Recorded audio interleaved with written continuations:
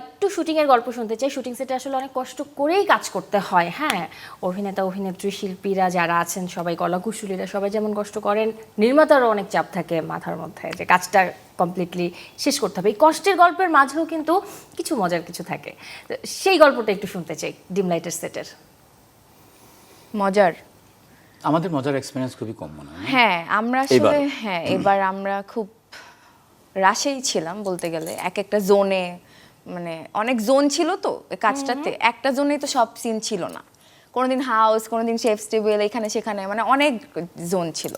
মজার এক্সপিরিয়েন্স খুব একটা বেশি মজা হয় না, বাট আমি অনেক বেশি টেন্সড ছিলাম যে আমি 1 বছর পর ক্যামেরার সামনে দাঁড়াইছি জীবন ভাইয়ের কাজ, মানে after 1 year।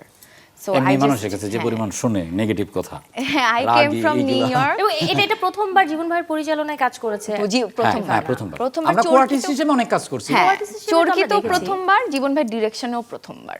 So I was really nervous. আমি যে মজা করব ওইটাতেই ছিলাম না। I was really serious about my character. হ্যাঁ, সারাক্ষণ খালি স্ক্রিপ্ট মুখস্থ করতাম। আমি যে ধর্মে রাখো এগুলো, মুখস্থ করো কেন?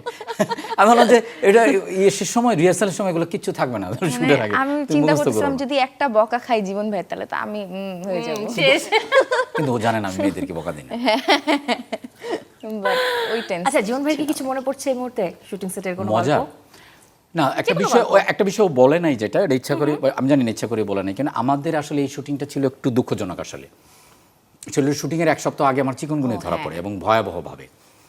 তো আমাদের সিনগুলো যেগুলো হয়েছে এগুলো নিয়ে আমরা অনেক মজা করছি, কিন্তু আছে না বিফোর আফটার যে মজাটা করে সেটার সুযোগ ছিল না। কারণ আমরা 10-11 দিন শুটিংয়ের মধ্যে টোটাল এই গল্পের জন্য আরও বেশি দরকার ছিল, কিন্তু আমরা দিন রাত মিলে আমরা কাজটা করছি। কিন্তু আমার যেটা হয়েছে কি, আমি প্রথম দিন শুটিংয়ের দিনই, যেহেতু অ্যাক্টিং অ্যান্ড ডিরেক্টিং একসাথে করার তো একটা প্রেশার থাকে, আর শুটিং নিজেই একটা প্রেশার।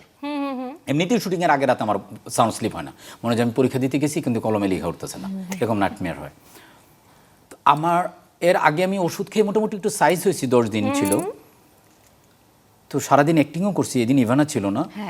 সন্ধ্যার সময় মোশাররফ ভাই বলতেছে যে তোমার মুখটুক তো ফুলে যাচ্ছে আর পাও তো ফুলে যাচ্ছে। তখন আমি অলরেডি স্ট্রেচার দিয়ে হাঁটি। তো 8টার দিকে আমি কলাপস করলাম প্রথম দিন শুটিংয়ে।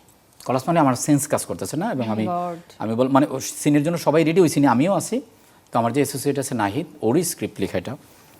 তো আমি বললাম যে আমি আর পারবো না বলে আমি মনে হয় যে আমি ব্ল্যাক আউটের দিকে যাচ্ছি। তো মোশাররফ ভাইয়ের যেহেতু চিকুনগুনিয়া হয়েছিল just few month back, so উনি আসলে এই পেইনটা জানে। ওনার এখনও ভালো হয় না, আমার মতো এরকম অবস্থা।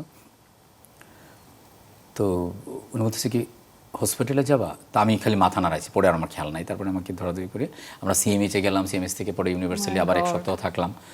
তো শুটিং আবার ক্যান্সেল হইল, এবং পরে আবার একটু রিকভারি করলাম। কারণ আমাদের শুটিং, আমরা যারা কাজ করি, আমরা তো শুধু আমাদের এটা ক্রিয়েটিভ কাজ না, এটা তো আমাদের সার্ভাইভাল কিছু ইস্যু, এটার সাথে অনেকগুলো মানুষ ইনক্লুডেড থাকে। তো আবার ব্যাক করলাম, আবার অসুস্থ হইলাম। লাস্টের দিকে 2-3 দিন আমরা শুটিং করছি লিটারি আমি হুইল চেয়ারে বসে, এবং শটের সময় জাস্ট খালি দাঁড়ায়, দুজন দাঁড়া দেখতো এরকম এটা। এবং আমার কোনো সিনে আমি মুভিং করি নেই এটা। এবং আপনি যদি এখন আমি আপনাকে এটা বলে রাখি, যেহেতু অনিয়ার হয়েছে এটা, আপনি চরকিতে দেখলেন আমার অনেক এক্সপ্রেশনে দেখবেন আমার একটু বিকট ধরনের এক্সপ্রেশন। এই এক্সপ্রেশন এটা হলো পেইনে, হয়তো দাঁড়ায় আছি, হ্যাঁ শারীরিক অসুস্থতা, মনে মনে গালি দিচ্ছে আর কি, কিন্তু অনস্ক্রিনে তো আর গালিটা দেওয়া যায় না। এটা সো পলিটিক্যালি ইনকারেক্ট। শুধু যে অভিনেতা এই প্রজেক্টের তাও না, আপনি নির্মাতাও, একটা তো চাপ থাকে। আর একটা যেটা হলো কি, আমি একটু চাইছিলাম যে একটা ডিফারেন্ট লুকে যাওয়া টিজারে, যেটা এই টিজার একটু কম, ট্রেলার অনেক বেশি। তো আমি চাইছিলাম যে এই লুকটার মধ্যে একটা ইনোসেন্ট একটা ব্যাপার থাকবে, যে নর্মাল যে শাহরুখ খানের জীবন যেভাবে দেখে, নর্মাল দাঁড়িয়ে থাকলো ওরকম না, এটা মনে হয় যে একটু ডিফারেন্ট। ওকে, কষ্টের গল্প আর না শুনে মজাই করি এখন।